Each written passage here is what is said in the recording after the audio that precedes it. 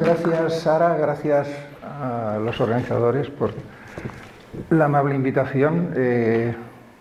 Soy un enamorado de esta zona, vengo siempre que puedo, que es poco, sobre todo a la hoz del Júcar, y bueno, estoy muy feliz de estar aquí. Y sorprendido de que una víspera de festivo por la tarde haya tanta gente dispuesta a oír hablar de matemáticas. Vais a permitir que empiece con una anécdota personal que considero muy significativa, que tiene que ver con el tema de hoy, incluso con el título, y que a mí realmente me hizo cambiar no mi visión de las matemáticas, que para esa época ya estaba muy consolidada, pero sí desde luego mi visión de la didáctica de las matemáticas y de su sociología, de la forma en que la sociedad, y incluso podríamos hablar de la psicología, ¿no? Los efectos psicológicos de las matemáticas en mucha gente, que es el tema sobre el que insistiré y que intento reflejar en este título así un poco rimbombante, ¿no? Lo de anaritmetismo y aritmofobia. Hace unos 30 años, a mediados de los años 90, yo publicaba mis libros de la mal llamada literatura infantil para una editorial que, como es habitual en estos casos, publicaba también libros de texto. La mal llamada literatura infantil en España, en Italia también y en otros países, siempre ha estado muy ligada a la publicación de libros de texto, que a su vez estaba muy ligada a las instituciones religiosas dedicadas a la enseñanza, como La Salle, Maristas, Marianistas, etc. En este caso no, era uno de los pocos casos de editorial o grupo editorial laico que publicaba a la vez literatura infantil y libros de texto. Y estaba un día departiendo con mi editora en la planta dedicada a la literatura, y bajó alguien de la planta superior, que era donde se hacían los libros de texto, y me propuso hacer un libro para segundo de la ESO. Y dije que sí, que con mucho gusto, porque siempre me ha interesado especialmente la didáctica de las matemáticas, y bueno, me pareció una ocasión estupenda para investigar un poco el tema y hacer algo al respecto, ¿no? Me pasaron el programa, que era parecido al de ahora, y me puse a hacer el libro con gran interés y procurando, o sea, esforzándome muy especialmente para hacer algo que invitara a los niños y niñas de 12-13 años, que eran los que iban a verlo, a entrar en determinados temas bastante abstrusos de una forma que resultara un poco menos dura, un poco menos traumática de lo habitual. Estoy en una situación un poco propia de Halloween, porque no veo a nadie, pero bueno, me gustaría poder ver la expresión de aburrimiento de vuestros rostros y los que se duermen y tal, pero no voy a poder, así que podéis impunemente hacer lo que queráis.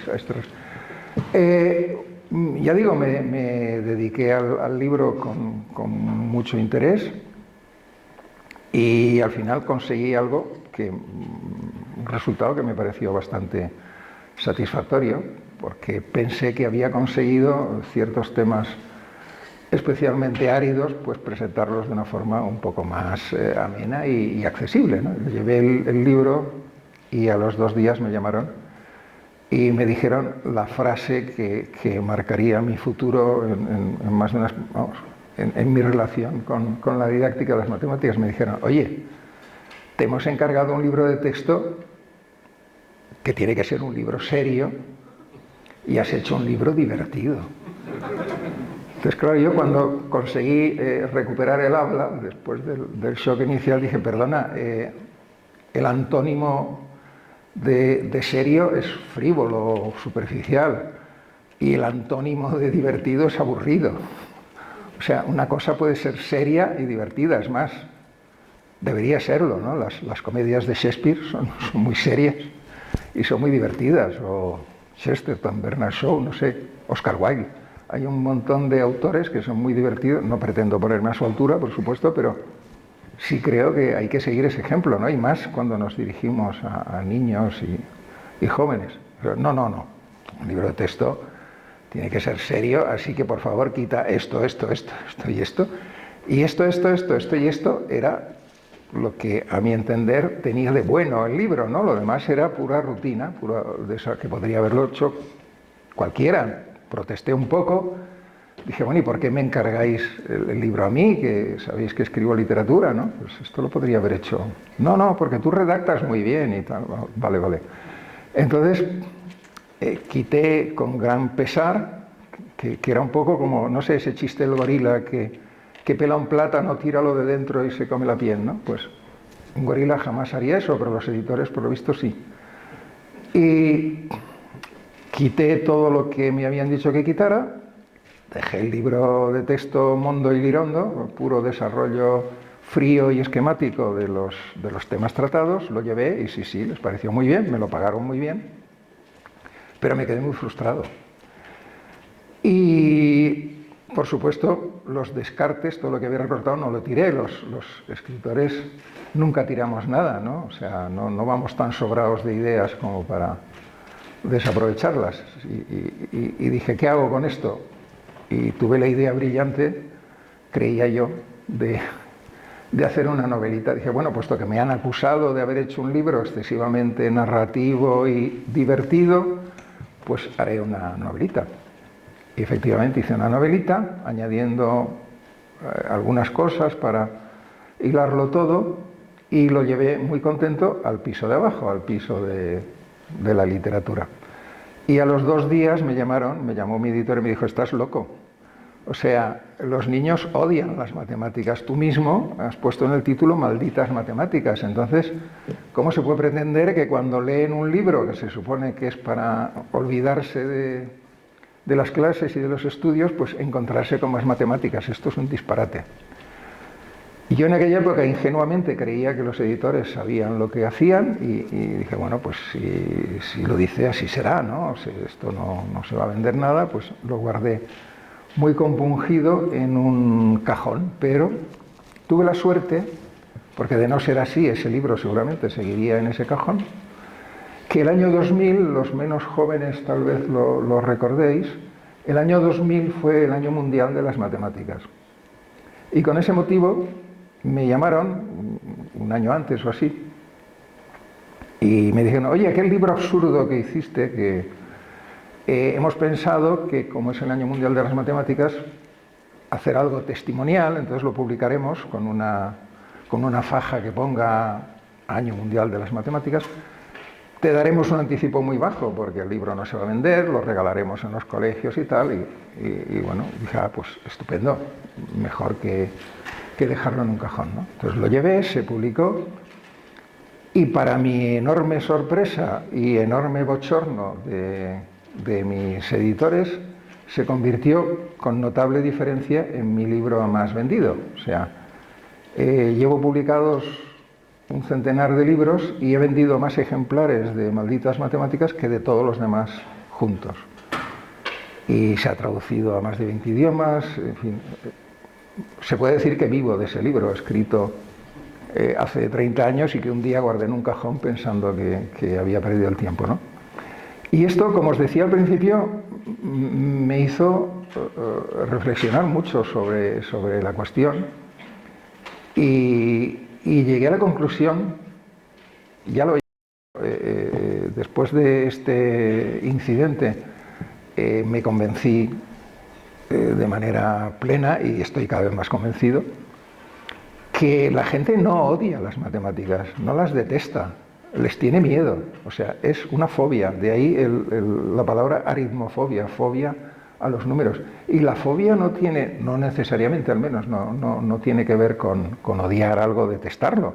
A uno le puede encantar, le puede parecer preciosa la Torre de Pisa y no atreverse a subir porque tiene vértigo, ¿no? Y tengo una amiga que le encantan los perros, pero a la vez le da mucho miedo y cuando oye ladrar tiene un sobresalto, ¿no? La cinofobia no es rechazo u odio a los perros, sino miedo. ¿Y a qué se debe este miedo? Pues como la mayoría de las fobias, tiene que ver casi siempre con un trauma y casi siempre además con un trauma infantil. ¿Y por qué hay un trauma infantil ligado a las matemáticas? Por la forma en que se enseñan, por la forma brutal, agresiva, en que se mete con calzador en las mentes de unos niños y niñas cuya capacidad de abstracción todavía está poco desarrollada, pues los conceptos más abstractos que ha inventado o descubierto, según que uno pertenezca a la escuela idealista o realista de los matemáticos. Algunos matemáticos piensan que la matemática se construye, se inventa, y otros piensan que se descubre, que ya está ahí y la vamos descubriendo. Bueno, en cualquier caso, requiere una capacidad de abstracción que los niños no han tenido ocasión de desarrollar todavía, ¿no? Y entonces, cuando después de un intento fallido de dominar las bases, los conceptos básicos de las matemáticas, sobre esa base inestable se empieza a añadir nuevos contenidos, esos nuevos contenidos pues no se sostienen. En todas las materias pasa un poco esto, ¿no? Que los conceptos básicos sirven para edificar sobre ellos nuevos conceptos, nuevos conocimientos, pero en matemáticas más que en ningún otro campo. O sea, tú puedes saber mucho de historia contemporánea española y saber muy poco de la dinastía Ming en China, aunque todo está conectado, pero en matemáticas, si no tienes claras las bases, nada se sostiene, ¿no? Es todo como un castillo de naipes. Y a lo largo de los años, que yo he dado clases desde niños de 9, 10 años hasta estudiantes de ingeniería que estaban a punto de ponerse a diseñar puentes, ¿no? Que luego se caen.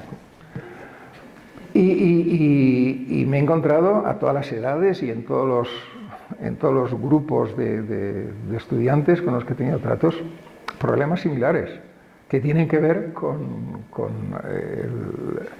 la falta de consolidación de algunos conceptos muy básicos que no son nada fáciles, además de... Perdón, que estoy un poco... Tenía algo por aquí.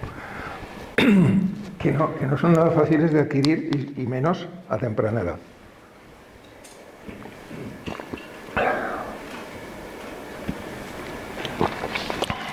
Bien, antes de seguir con la charla propiamente dicha, como estamos en Halloween, se supone que tengo que daros un susto. Y como en cierto modo esta es una clase de mates, informal, pero tiene algo de clase de mates, ¿cuál es el susto característico de las clases de mates? El examen sorpresa. Pues os voy a poner un examen sorpresa.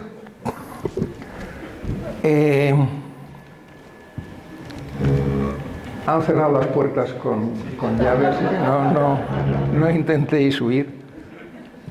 No, bromas aparte, sí, en cierto modo es un examen sorpresa, pero no voy a pedir a nadie que salga a la pizarra. Si alguien quiere salir, por supuesto, puede hacerlo. Ni vamos a repartir papelitos para que escribáis nada. Es un examen sorpresa mental, puramente mental. Yo voy a hacer una serie de preguntas que considero muy básicas para que quienes queráis evaluéis mentalmente vuestro grado de familiaridad con los conceptos, con algunos conceptos básicos de las matemáticas, ¿no? La primera pregunta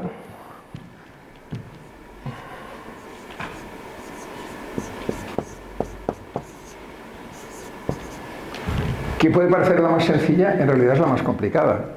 Sería, ¿qué son las matemáticas? ¿Tenéis una idea clara de lo que son las matemáticas? Que cada cual se conteste en su... A no ser que alguien quiera salir a la pizarra y ayudarme a aclarar estos conceptos. Bien, luego yo intentaré dar alguna respuesta, ¿no?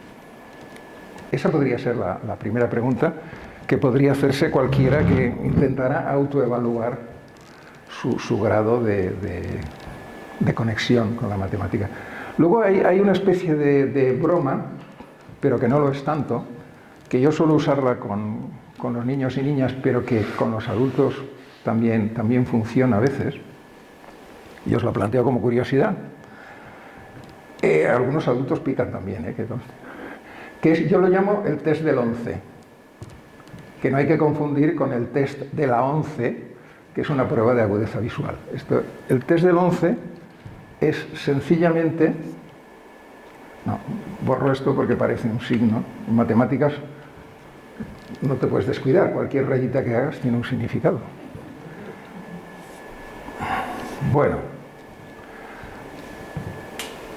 esto, es que lo he hecho, los voy a poner más juntos porque así parece una vía de tren, así. Esto para nosotros es 11, pero en realidad lo que tenemos es un 1 al lado de otro 1, ¿no?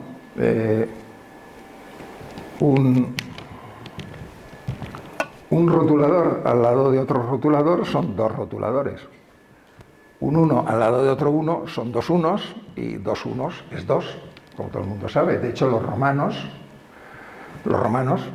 escribían el 2 así, con un 1 al lado de otro 1.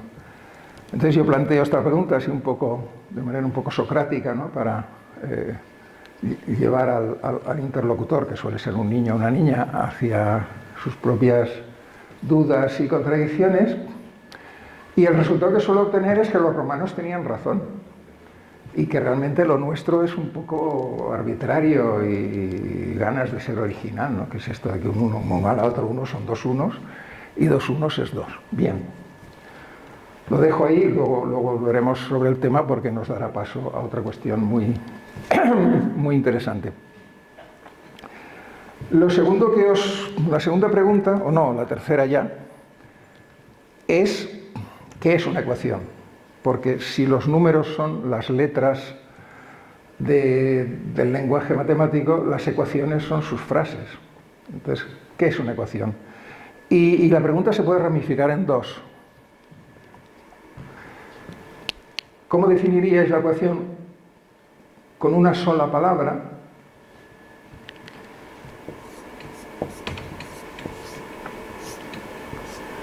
Con una palabra, y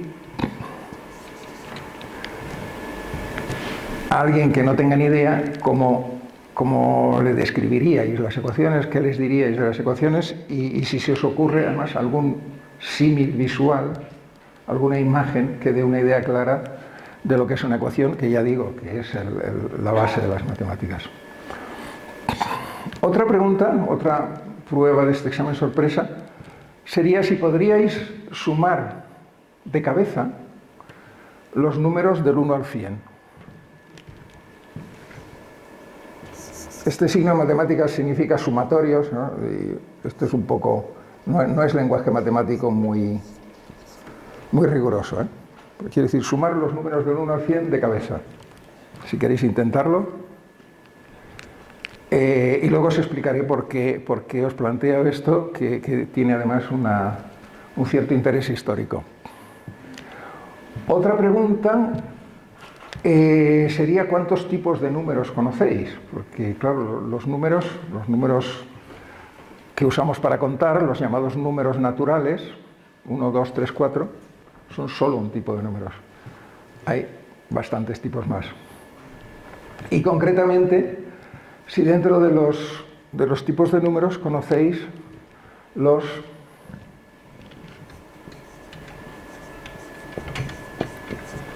irracionales.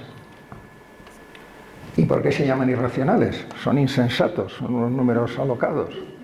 ¿Por qué los llamamos irracionales?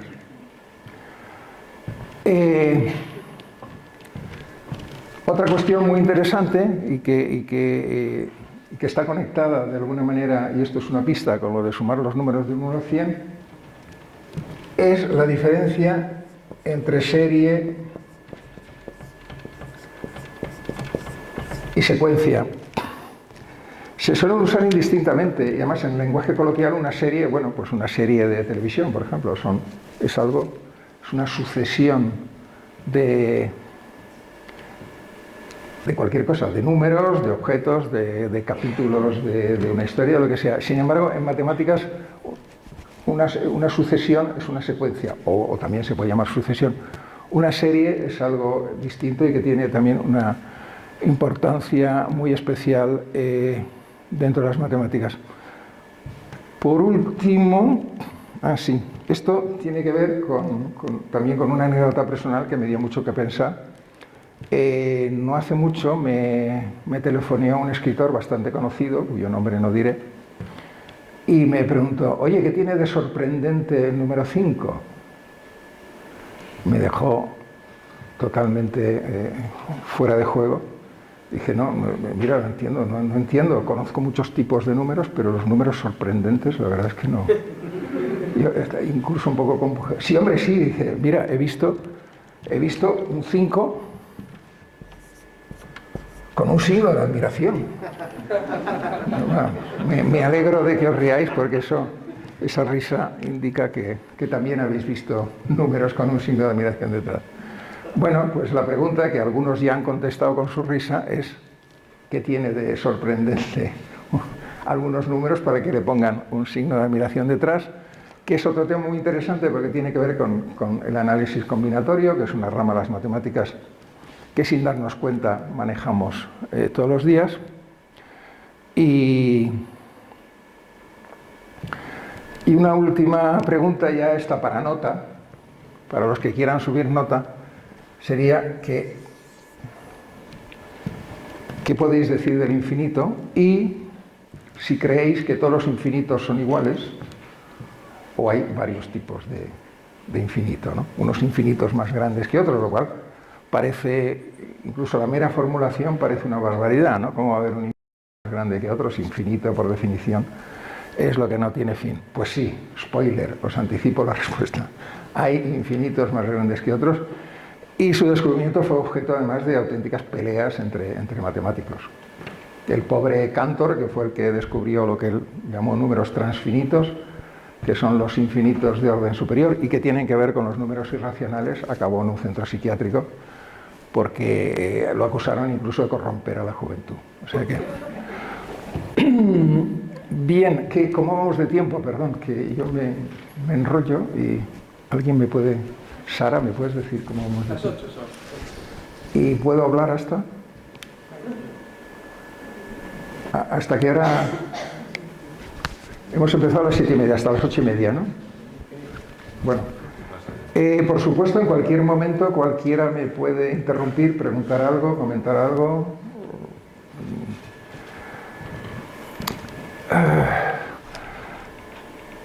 No sé si... Voy a ir primero a las causas de la fobia con respecto a las matemáticas, no, primero voy a explicar un poco estos puntos porque eso ayuda a comprender lo otro. ¿Qué son las matemáticas? Bueno, ahora contestar estas preguntas es bastante difícil. En sus orígenes era muy fácil y tiene que ver con el hecho de que, en contra de lo que mucha gente cree, las matemáticas son algo muy ligado a la experiencia cotidiana. De hecho, las matemáticas, que en origen eran prácticamente aritmética y geometría, ahora hay muchísimas ramas, tenían que ver con contar y medir. De hecho, la palabra geometría, que es totalmente anacrónica, significa medición de la Tierra. Hace mucho que la geometría dejó de ser la medición de la Tierra, pero para los antiguos egipcios era la forma cuando las crecidas del Nilo inundaban los campos. Luego tenía una serie de trucos geométricos para reconstruir los campos con los tamaños adecuados. De hecho, conocían no el teorema de Pitágoras, que podría ser otra pregunta, es más, la añado para el examen mental. Pitágoras, ¿qué sabéis si os suena el teorema de Pitágoras? ¿Podríais formularlo, podríais demostrarlo de una forma aritmética o geométrica? Los egipcios no... Bueno, hay diversidad de opiniones al respecto, pero lo que está claro es que sabían que un triángulo de lados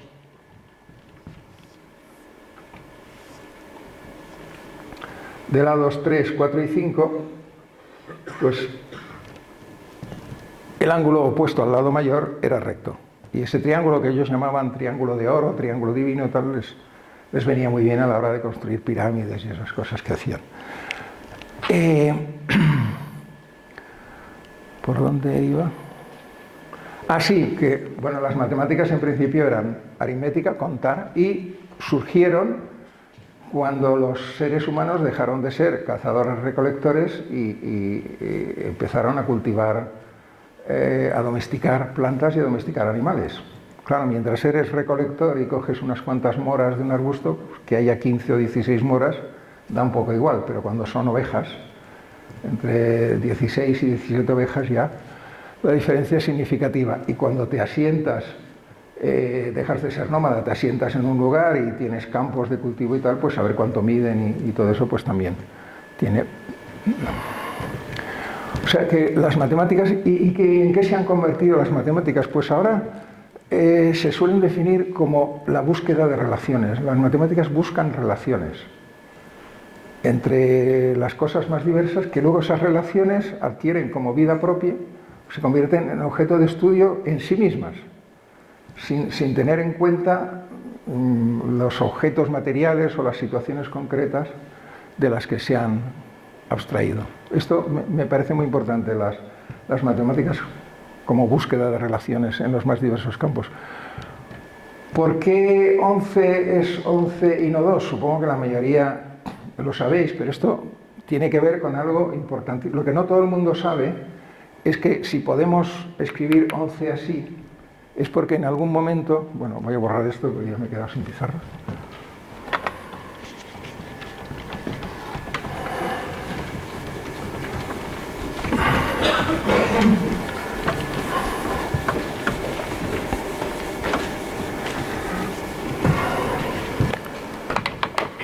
Si podemos escribir el 11 de esta manera y no como lo hacían los romanos, es porque no hace mucho, y esto es lo que mucha gente no sabe, se descubrió o se inventó, según la escuela matemática a la que nos adscribamos, el cero.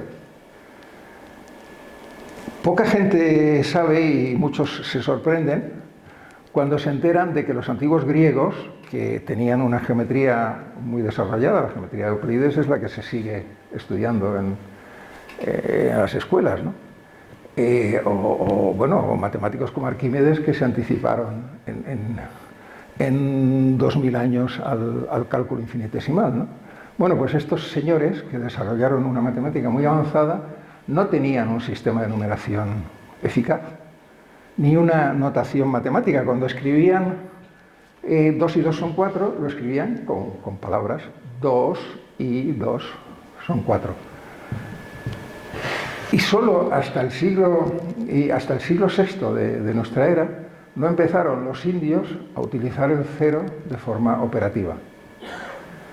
Esto puede parecer, a nosotros ya nos parece una obviedad, ¿no? Una cosa banal, pero convertir la nada o la ausencia en un signo en igualdad de condiciones que los otros números, que las otras cifras numéricas, que sí representan algo, representan cosas existentes que se pueden contar, y de pronto la nada ponerla en correlación con el algo, esto supuso un salto, una acrobacia mental tan difícil que ya digo, que los griegos con toda su capacidad matemática no fueron capaces de dar.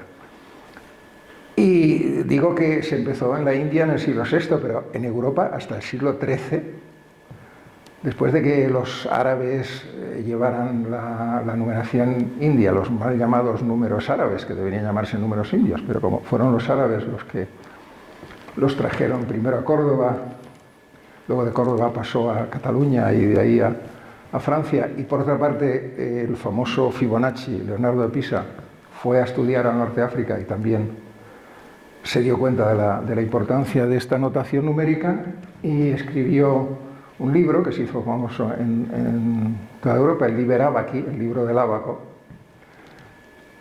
Y gracias a eso, en el siglo XIII, hasta el siglo XIII, no empezó a usarse el sistema de numeración que hoy consideramos normal y que tuvo incluso una cierta resistencia por parte de la Iglesia, que opinaba que una forma de calcular tan rápida tenía que ser cosa del diablo, ¿no? Ahí había algo maligno, ¿no? En esta, porque si habéis probado, bueno, no tiene ningún sentido intentar hacer una multiplicación con números romanos, ¿no? Se puede, pero es una locura, y sin embargo con la numeración indoárabe pues es facilísimo, como sabéis, ¿no?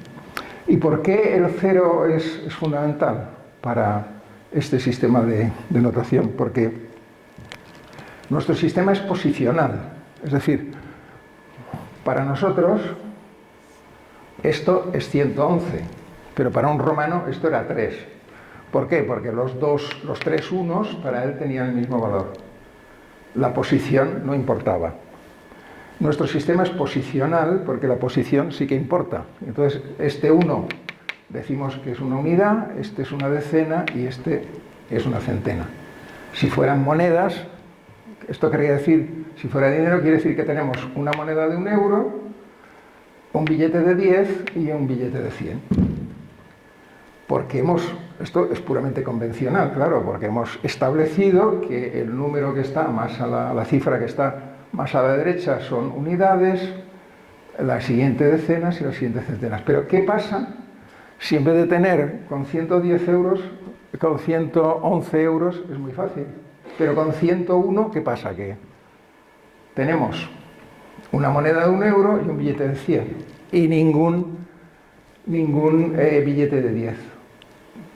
Y esto que acabo de hacerlo lo sé, pero viene alguien y lo mira y no puede saber si es que estos son centenas y esto unidades o si el que ha dibujado esto pues tiende a separar mucho. O al contrario, tiende a juntarlos mucho y aquí cabrían no solo decenas, sino centenas y millares incluso, ¿no? Y para eso sirve el cero.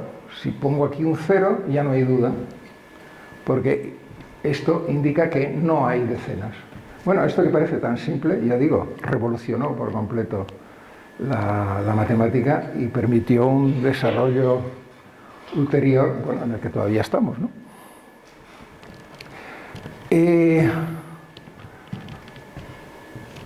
Los números, es que no me va a dar tiempo de revisar todo el examen. Y bueno, espero que mentalmente lo vayáis. Y si por supuesto, si os queda alguna duda y alguien, insisto, quiere preguntar algo, pues con mucho gusto intentaré. Los números irracionales también supusieron una revolución en la matemática, porque los pitagóricos creían que todo se podía expresar o bien mediante números enteros, son los números de contar cosas normales y corrientes, o bien mediante fracciones, que ya es un artificio, porque para que exista el concepto de fracción tiene que haber una mente pensante que ve la posibilidad de dividir algo en partes. O sea, si un animal... Hay animales con una gran capacidad de cómputo, los cuervos, por ejemplo. Pero si... las ardillas incluso, ¿no? Pero si ante una ardilla rompes algo en 2 trozos, no piensa en mitades, piensa en... hay 2 objetos.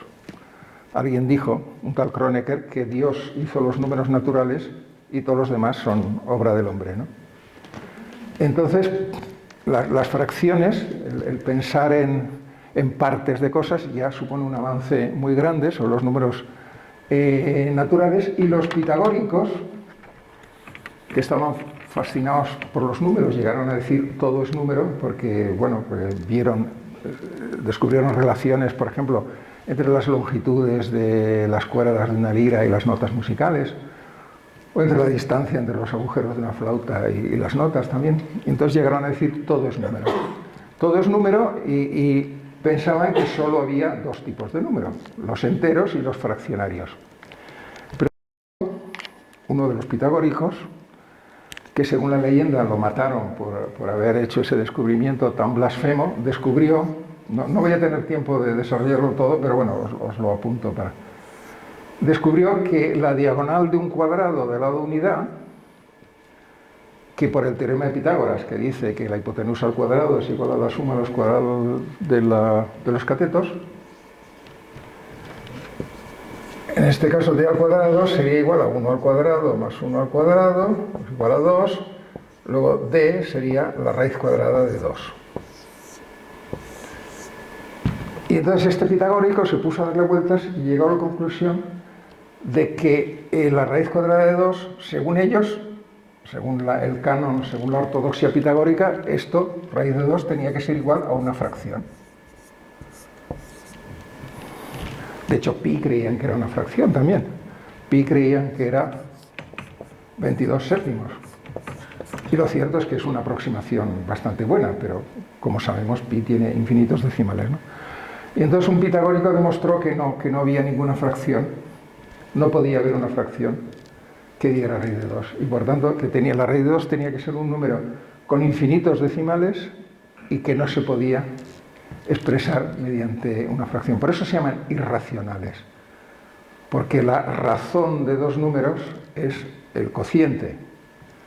Y llamarlos irracionales quiere decir que no se pueden expresar mediante una razón de dos números, no es que sean números chiflados.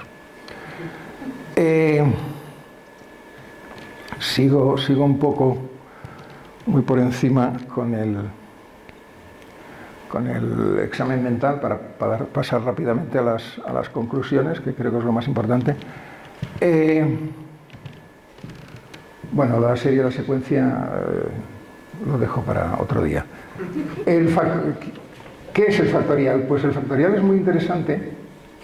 El factorial de un número, que se expresa así con este signo de admiración. El factorial de 3, por ejemplo, es 3 por 2 por 1. O sea, es ese número multiplicado por todos los que es anteriores a él.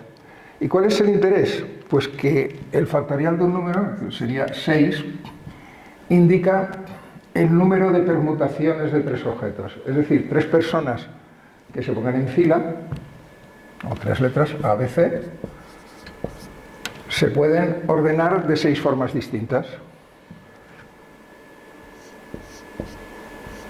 Si primero va la A, en segundo lugar pueden ir la B y la C, y luego en tercer lugar ya solo puede ir, en este caso, la C y en este caso la B. O sea, hay 2 permutaciones que empiezan por A, habrá otras 2 por B, otras 2 con C, 6 en total. O sea que Y en cuanto al infinito, acabamos de ver los números irracionales, Cantor demostró que el infinito de los números irracionales es más infinito que el de los números naturales. ¿Esto qué quiere decir? Muy rápidamente os pondré un caso de 2 infinitos que sí son iguales, aunque no lo parecen, y esto ya lo descubrió Galileo. Galileo dijo, la mitad de los números son pares y la mitad son impares. O sea, de cada 2 números, uno es par y otro impar. 1, 2, 3, 4, 5, 6. Dijo, por tanto, parecería que el conjunto de los números pares es la mitad del conjunto de todos los números naturales. Pero luego pensó, un momento, ¿qué quiere decir que los conjuntos son iguales?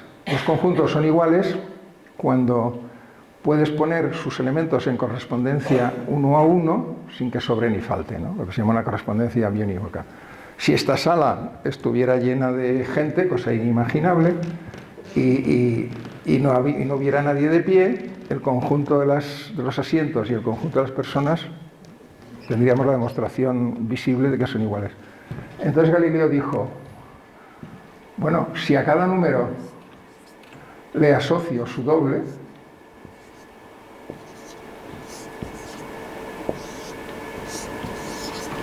tengo aquí a un lado la lista de los números naturales y al otro lado la lista de los números pares, y siempre los puedo poner en correspondencia uno a uno sin que sobre ni falte. Por tanto, aunque sea contrario a la intuición, el conjunto de los números pares es en número, en cantidad equivalente al conjunto de los números naturales. Es una paradoja del infinito. Una parte puede ser igual al todo, cosa que en conjuntos finitos no es posible. esta es una idea un poco ya abstrusa, ¿no? De hecho, hasta Galileo a nadie se le había ocurrido. Y tuvo digamos, sus impugnadores, ¿no? Gente que no acababa de admitirlo. Pero, sin embargo, con los números irracionales la demostración es un poco complicada. Fue Cantor quien lo demostró. Cuando intentaba demostrar que sí se podían poner en correspondencia los números irracionales con los números naturales, descubrió que no se podía, que no eran numerables. Un conjunto es numerable cuando lo puedes poner en correspondencia elemento a elemento con los números naturales. Pero bueno, esto ya es meterse. Y ahí fue cuando lo acusaron de corromper a la juventud y cosas por el estilo. Bien. Bueno, he intentado mostrar así muy rápido, de una manera un poco atropellada, algunas de las cuestiones básicas que han dado lugar a la matemática que hoy conocemos y que han supuesto un desafío no solo para la gente común, sino que los propios matemáticos han sufrido a veces, incluso en el sentido más literal del término, para poder desarrollar estos conceptos. Y sin embargo, en nuestras escuelas se pretende que un niño de 10 años o menos, en un par de días, se le explica nuestro sistema de numeración. Se dice esto es así, si el 0 pues quiere decir que no hay nada, si el 1 está delante del 0 es 10, tal. Y algo que la humanidad ha tardado siglos en descubrir y en asimilar, pues se les mete con calzador a los niños en pocos días. Se les enseña la tabla de multiplicar cantando y a partir de ahí ya tiramillas, ¿no? Se va añadiendo cosas, más cosas, y la sensación es de desamparo total. O sea, hay algunos niños que tienen, igual que hay niños que tienen un gran oído musical y entonces, bueno, pues enseguida captan las notas y sus diferencias y no necesitan mucha ayuda. Hay también niños y niñas con una gran capacidad matemática que enseguida pillan los conceptos básicos a pesar del sistema de enseñanza. Yo mismo, que bueno, tenía una especial facilidad para los números desde muy pequeño, a mí las clases de matemáticas muchas veces me desconcertaban, ¿no? Salía confundido. De algo que creía tener claro salía de allí. Y este es el verdadero origen de la aritmofobia, de la fobia a las matemáticas, y es la causa principal del fracaso escolar. Y no es culpa de los profesores, por supuesto. Los profesores se ven obligados a desarrollar un currículum, un programa, tienen que explicar y no da tiempo a profundizar. Y yo siempre he dicho, esto lo he planteado muchas veces, incluso en reuniones con gente que se dedicaba a la docencia y tal, pero no te hacen el menor caso, claro, que habría que restringir muchísimo los programas escolares en cuanto a la cantidad de contenidos y el tiempo dedicarlo a profundizar en esos contenidos básicos, ¿no? Lo de qué es una ecuación que os planteaba antes, niños y niñas, incluso adultos, que están acostumbrados a manejar ecuaciones, les dices, defíneme la ecuación en una palabra y no encuentran la palabra. Y la palabra está en la propia etimología de la ecuación. Una ecuación es una igualdad, sencillamente. Y la imagen, y una imagen gráfica que puede darnos una idea muy clara, es una balanza en equilibrio. En los dos términos de una ecuación tiene que haber cosas equivalentes. Si quitas algo de un lado, tienes que quitar lo mismo del otro para que siga en equilibrio. Si aquí multiplico, aquí también. Si aquí divido, algo tan sencillo, pues no se explica con la debida claridad. Ya no digamos cuando nos metemos con derivadas, logaritmos, este tipo de cosas, ¿no? Entonces, ¿cuál es la solución? Porque después de tanta queja, pues tendría que decir... Yo creo que la solución es muy simple en cuanto al planteamiento. Muy difícil de implementar porque no hay un interés en que la gente piense y se vuelva crítica y sutil en sus razonamientos. Lo que interesa es hacer ciudadanos y ciudadanas que funcionen bien en el engranaje social, ¿no? Que sean productivos. Y entonces se les implementan una serie de destrezas, una serie de habilidades, y da igual que entiendan o no entiendan lo que hacen, ¿no? Y sin embargo la solución sería muy simple y además ya existe, ya está funcionando por ahí. Existe una cosa llamada matemática recreativa, que aunque tiene sus cultivadores incluso profesionales, como en mi caso, siempre ha estado en la cultura popular, igual que los chistes, los refranes, ¿no? Igual que los refranes, digamos, muchas veces son una popularización de la filosofía, ¿no? Pues en vez de decir como Epicuro, cuando tú eres, la muerte no es, y cuando la muerte es, tú no eres, pues dices el vivo al hoyo, el vivo al bollo y el muerto al hoyo, y estás diciendo casi lo mismo, ¿no? De una manera mucho más accesible. Pues ocurre lo mismo con una serie de acertijos que existen desde siempre en la cultura oral, ¿no? Como aquello de un ladrillo pesa 1 kilo más medio ladrillo, ¿cuánto pesa el ladrillo?, ¿no? Muchas veces son un poco como trabalenguas, te ponen zancadillas mentales que al superarlas descubres ciertas sutilezas. Y yo siempre que he dado clases de matemáticas a niños y jóvenes he recurrido a estos elementos que ya están ahí, además no hay nada que inventar, y funcionan perfectamente. O sea, es lo único que funciona, además.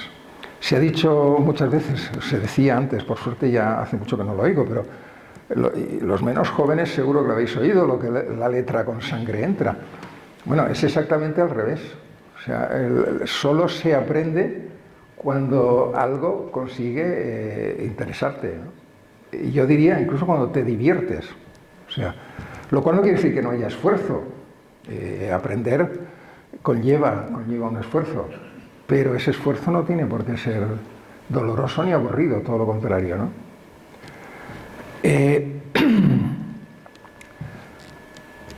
Y una cosa muy importante y que también se olvida siempre, dos cosas muy importantes que se olvidan en la enseñanza de las matemáticas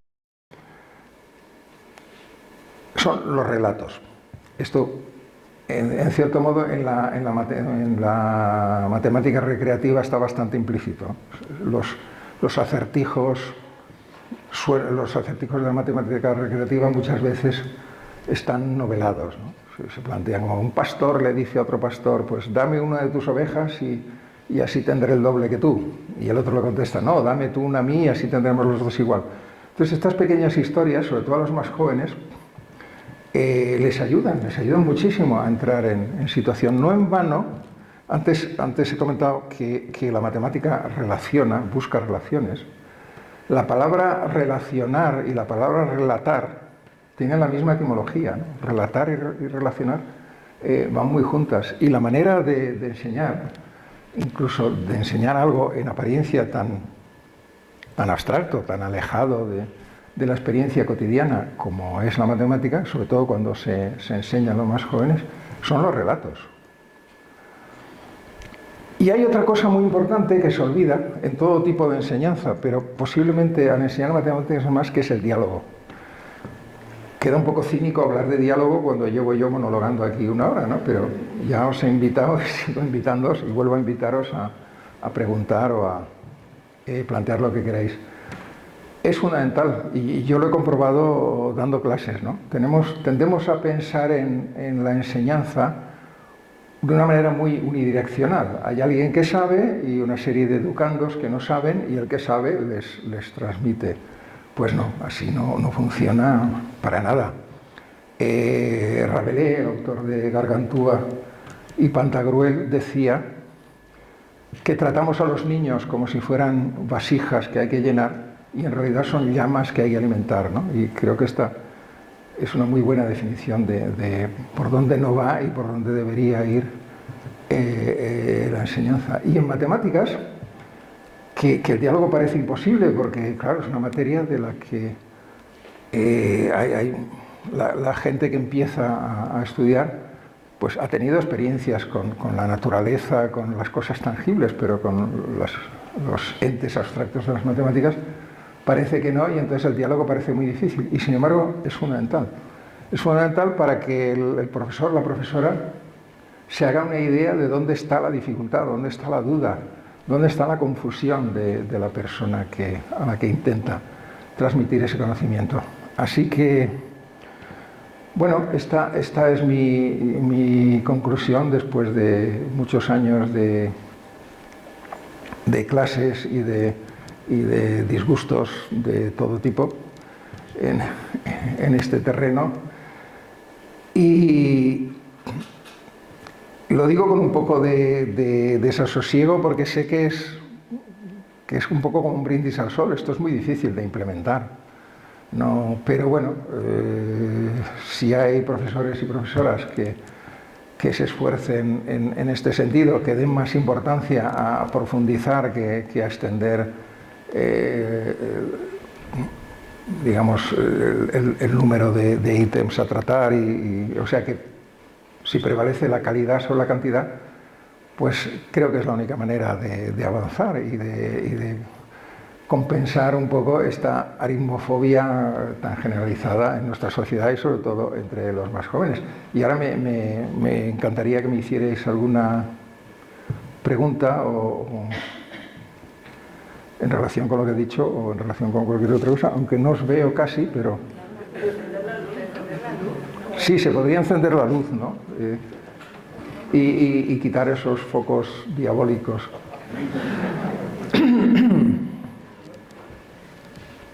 Bueno.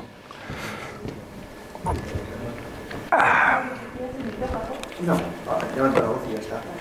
Estoy de acuerdo con lo que has comentado de la educación, no solo en matemáticas, en todos los ámbitos de la docencia. El problema es, ¿están incentivados los profesores para hacer eso?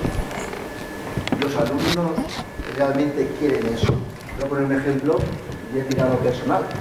Yo intento hacer lo que has comentado dentro de mi materia, que es la genética, cuando intentas hacerles razonar y llegar más al fondo, no a memorizar, son capaces de denunciar.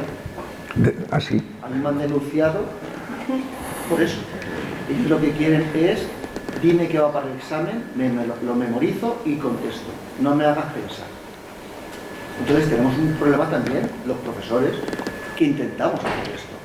Porque nos llega a alumnos que están dirigidos a memorizar, no a razonar. Y que es la pescadilla que se muerde la cola. ¿Cómo arreglamos esto? Lo que queremos arreglarlo. A mí me llegan alumnos universitarios. Ya, claro, es que estamos hablando de la enseñanza, pero habría que hablar de la sociedad toda, tal como está planteada, ¿no?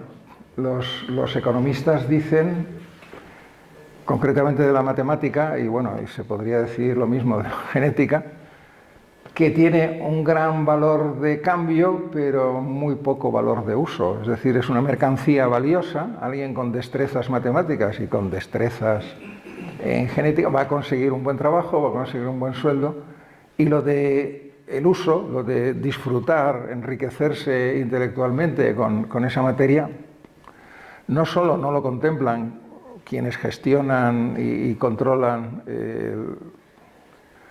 los recursos de la enseñanza, sino que, como tú acabas de decir, muchas veces los propios que deberían beneficiarse de aprender debidamente, pues están tan condicionados ya por esa visión totalmente mercantilista y utilitarista que no quieren saber nada de entender y mucho menos de gozar. A mí jamás un padre me ha preguntado si su hijo disfrutaba con las matemáticas, ni remotamente, ¿no? Y debería ser la primera pregunta. Sí, totalmente de acuerdo, pero bueno, pues no hay más remedio que seguir batallando contra eso, aunque es una batalla muy dura, sí. Carlos, sí. Me he quedado con las ganas de que explicaras lo de las sumas de 1 a 100. Ah, sí, entonces me he quedado con las ganas. Vale, además es una... Sí, disculpadme porque ha sido un poco caótica esta. Además es una anécdota muy bonita porque es una anécdota de Gauss, el príncipe de las matemáticas. Cuando Gauss tenía 10 años, 9 o 10 años, estaba en el colegio y hubo un jaleo en clase y tal, el profesor se enfadó y les dijo, pues ahora vais a sumar los números del 1 al 100, pensando que los niños apuntarían 1, 2, 3, 4... y harían una suma larguísima y se tirarían media hora. Y Gauss, el pequeño Gauss, en cuestión de segundos dijo 5050. Con lo cual el profesor se quedó estupefacto. ¿Qué había hecho? Pues muy sencillo, se dio cuenta de que el 1 y el 100 suman 101, pero el 2 y el 99 también suman 101, el 3 y el 98, el 4 y el 97. Entonces se dio cuenta de que había 50 parejas, que el 100 se podía dividir en 50 parejas, que cada una de las parejas sumaba 101, con lo cual 50 por 101, pues 5050. Y de paso descubrió la fórmula que permite hallar la suma de los términos de una progresión geométrica. Esto ya sería un poquito más largo de explicar, pero bueno, que se hace así, para demostrar la fórmula de la suma de los términos de una progresión geométrica, se escribe primero al derecho, 1, 2, 3, tal, o 2, 4, 6, 8, y luego al revés, empezando por el último término, 100, tal, tal, tal. Y entonces se ve que el primero más el último, el penúltimo más el segundo, el antepenúltimo más el tercero y tal, suman lo mismo, y por tanto es n veces una misma suma, que es lo que hizo Gauss de cabeza, ¿no? Era para mostrar un poco la diferencia entre una secuencia, una serie, que es algo un poco más complicado, pero en fin, eso ya queda para otro día, porque entrar en las series ya sé que es otro tema muy interesante, pero tampoco se trata de que haga una exposición de todos los temas básicos de la matemática, pues no, esto nos llevaría varias horas, ¿no? Dime. Yo tengo una pregunta que me ha surgido de lo que has dicho cuando has comentado de que a lo mejor sería mejor profundizar en contenidos en vez de dar tantos contenidos, ¿no? Que a priori estás de acuerdo, ¿no? Para evitar la aritmetofobia y demás. Pero una pregunta, si yo por ejemplo me dejo algún contenido sin ver, vamos a suponer derivadas en primer bachillerato para incidir en otras cosas como pueden ser los límites, luego claro, en segundo bachillerato se va a ver esto que ya lo han visto. Entonces, si no solo de un año, que el año siguiente van a tener ración doble, ¿y eso no le va a generar también una aritmetofobia? No, claro, sí. Por eso digo que el problema, desgraciadamente, los profesores pueden, o podemos, me incluyo, porque yo ahora mismo no estoy dando clases, pero hasta hace poco estaba en una escuela libre de estas, donde los niños pueden hacer lo que les da la gana, y tienes que ingeniártelas mucho para competir con un patio lleno de árboles a los que pueden trepar, y ya no digamos las tormentas hormonales de los adolescentes, ¿no? Para montar una clase que pueda atraer a unos cuantos. Mientras los programas sean los que son y haya que cumplirlos, como tú dices, porque no hay más remedio que cumplirlos, es muy difícil. Aún así algo se puede hacer, ¿eh?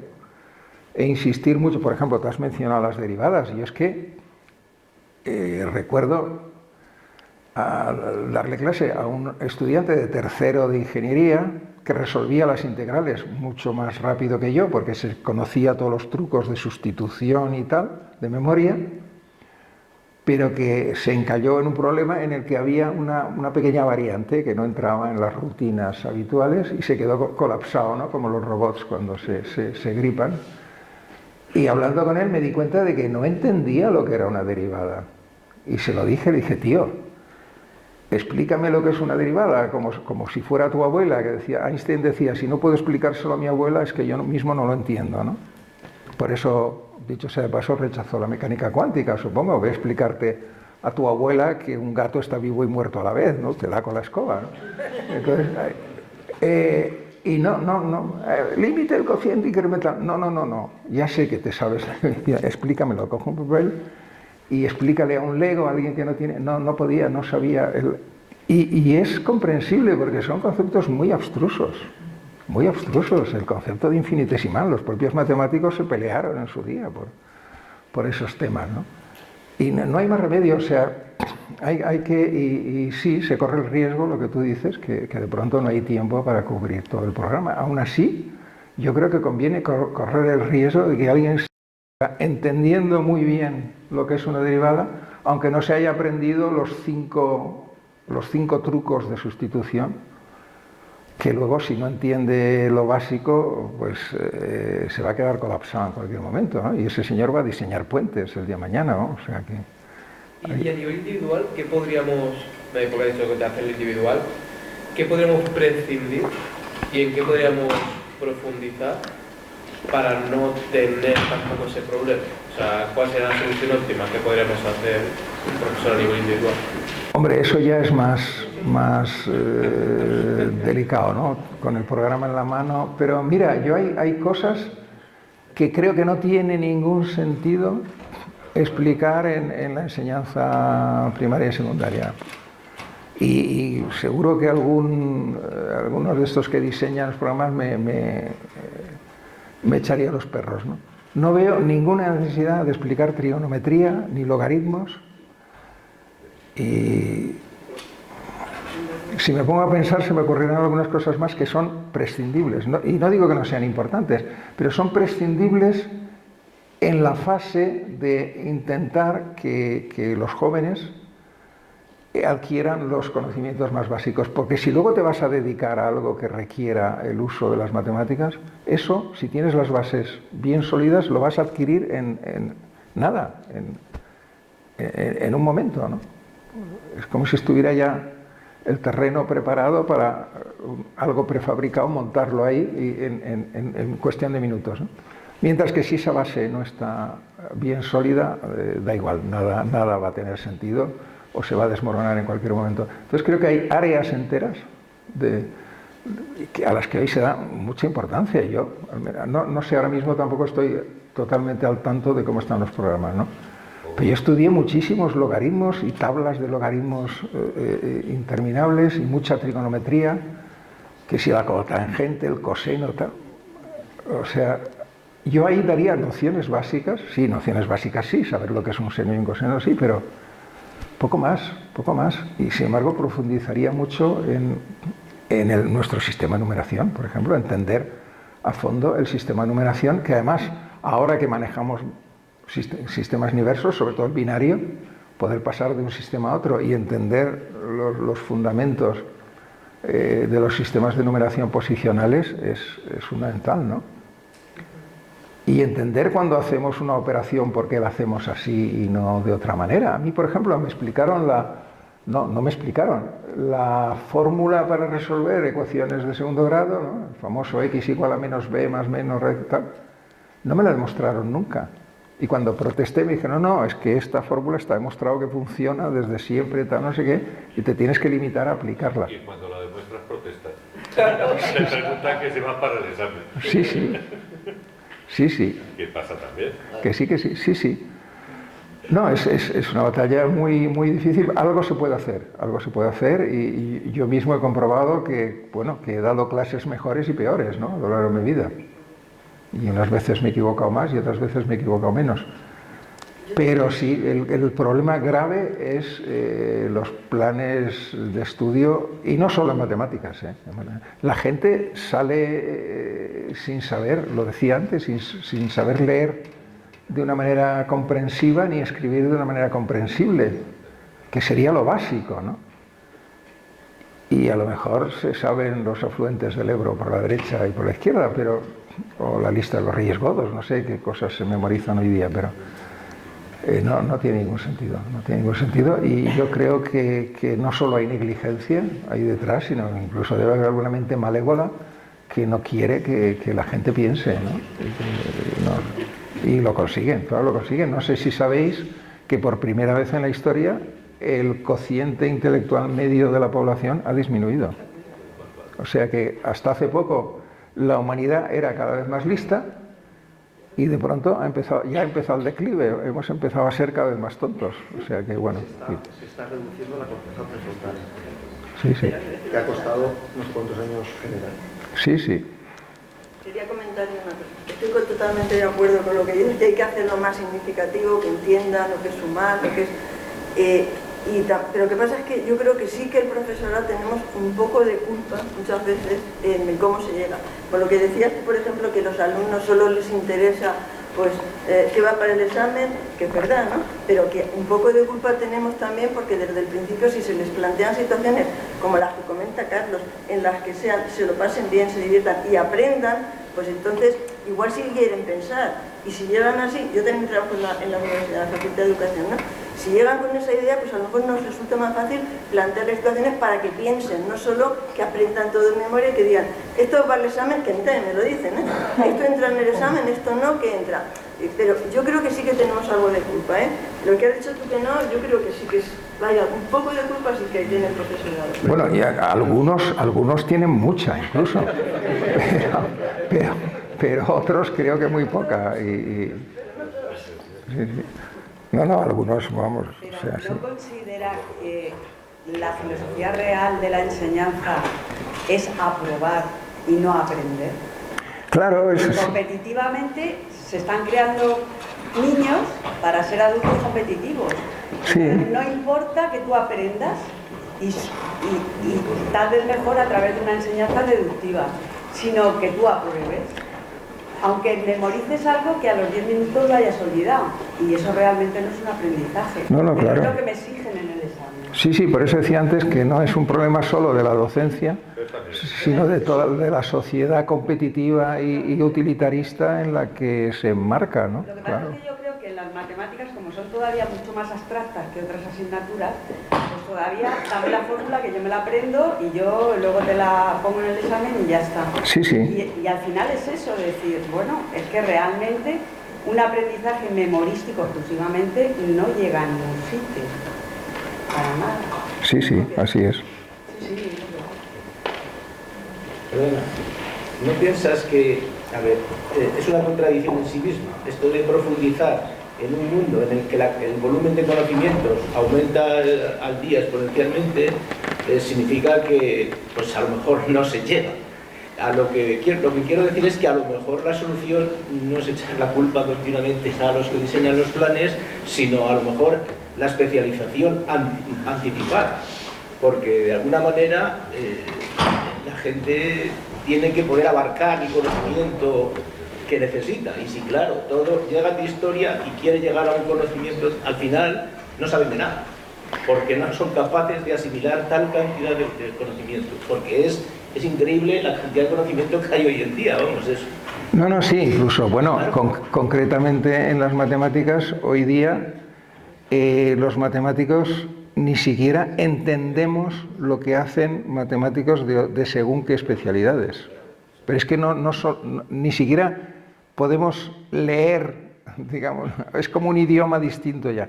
No, por supuesto, eso que dices es tal cual. Sin embargo, hay una serie de conceptos básicos que es fundamental, y muy concretamente en matemáticas es así. Y siguen siendo los mismos desde que se implementó nuestro sistema de numeración. Hay una serie de cuestiones básicas que hay que tenerlas muy claras. A partir de ahí, si te especializas más o menos, bueno, eso ya entramos en problemas muy complejos, ¿no? Porque nuestra sociedad se ha vuelto, se ha desquiciado muchísimo en todos los aspectos, en el aspecto informativo, en el aspecto profesional. ¿Qué tendrán que hacer los jóvenes de hoy, los niños y los jóvenes de hoy, para integrarse de una manera productiva en la sociedad mañana? No está nada claro. Puede que estén abocados, como tú decías, a una superespecialización totalmente deshumanizadora, puede que vuelva a tener interés que haya personas con una visión un poco más global. Es muy difícil de prever. Lo que está claro es que hoy por hoy prima el utilitarismo y la producción, el conseguir, es una sociedad basada en la producción desaforada para un consumo desaforado, ¿no? Y si no salimos de ese bucle, pues todo va a quedar resentido, ¿no? Que los chiquillos reaccionan diciendo que díganme lo que entra en el examen, es claro. una tendencia, a lo mejor, bueno, yo no sé en la universidad que ya está especializada, pero es una tendencia evasiva a digamos, lo abarcable. Quiero decir, es una huida, por alguna manera, sí. a lo inabarcable. Es decir, no abarco, dime exactamente lo que tengo que hacer, porque es lo que puedo hacer. Sí, sí. ¿Alguna pregunta? Yo he sido toda la vida maestra de infantil y entonces yo he tenido siempre una batalla importante porque yo siempre pensaba que un niño, como empezamos a leer, ¿no?, a los 5 años tenía que leer, ¿no?, ese niño, lo primero, no está maduro, pero era la batalla continua con los padres. Si tú decías a un niño, tú le enseñas a leer a los 7 años, que es un niño que ya está maduro, en 5 años la lectura le cuesta 1 año. En 7 años, en esa edad, como pasa en los países escandinavos, que los niños están jugando y se divierten hasta los 7 años, cuando llegan a una madurez que ellos pueden en 2 meses aprender a leer, ¿no?, pues también tenemos esa lucha con los padres. Porque yo se lo decía a los padres, sí, este niño está aprendiendo a leer, pero lo importante es la comprensión de esa escritura. Que por cierto, en matemáticas, yo estuve 2 años con unos niños mayores, me daba cuenta que no entendían los problemas porque no comprendían la lectura del problema. No lo sabían hacer porque no entendían lo que leían. Y eso es fundamental. Sí, sí. Es fundamental. Sí, Pues sí. Es una lucha que hemos tenido, y yo como maestra lo he tenido en infantil. Esa historia con la lectura, como dice usted, es que hay que relativisar una serie de conocimientos porque luego lo van a aprender muchísimo mejor. Sí, sí. Pero como tú dices, y por favor no me habléis de usted, a pesar de las canas provectas, como tú dices, claro, los propios padres, imbuidos de ese espíritu competitivo y de búsqueda inmediata de resultados, se ponen muy nerviosos si no ven unos resultados concretos día a día, ¿no? Y es muy difícil hacer cambiar esa mentalidad, pero bueno, esa es la lucha. Yo quería, no sé si conoce la rama de la educación que se llama neuroeducación, Sí. defendida por Francisco Mora Teruel aquí en España. Se defiende dentro de esa rama todo lo que se ha estado comentando, no en matemáticas sino en todo. Sí, sí. El libro que tiene solo se aprende aquello que se ama. Claro. Y si hay que poner ejemplos de la vida cotidiana y llegar abajo, y pasa que luego también hay algunos profesores que a lo mejor no quieren bajar su nivel de lenguaje para que el alumno aprenda, pero hay que inventarse maneras de llegar al alumno y explicarle las cosas para que entienda las bases. Si no tienes un buenos cimientos, el edificio se hunde. Claro. Por eso decía que, aunque suene raro, es tan importante el diálogo, ¿no? Un profesor, una profesora tiene que tener claro los intereses de sus alumnos y sus dificultades también, y sus bloqueos mentales, y sus dudas, y sus confusiones. Si no, no hay manera de... El problema surge cuando intentas hacerlo y los propios alumnos te denuncian. ¿Qué haces? Pues sota, caballo y rey, y a mí no me denuncia nadie más. Claro. Ese es el problema.